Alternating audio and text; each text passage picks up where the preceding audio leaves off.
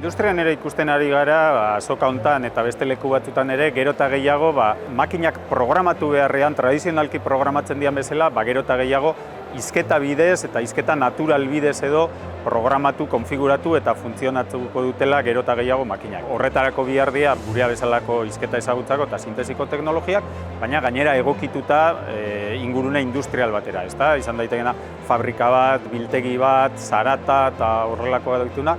Eta justo hori da eskaini dezakeguna, ezta? Hizketa bidezko interakzioa, euskeraz eta beste hizkuntza askotan, pertsonalizatua eta ingurune industrial zaratatsuetara ere egokituta.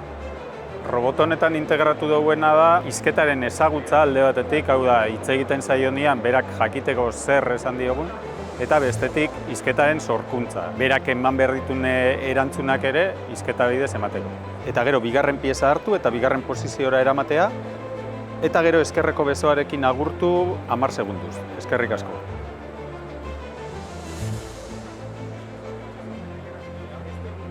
Programa hori zuzena dela uste duzu?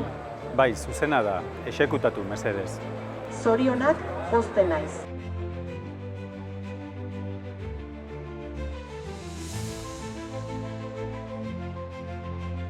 Azkenean guk ikusten duguna gaur egun da lortu behar dugula alanolako interakzio natural bat pertsona eta roboten artean. Eta horrek esan nahi du robotarekin hitz egiteko gai izan behar genukela erosogo gauden hizkuntzan.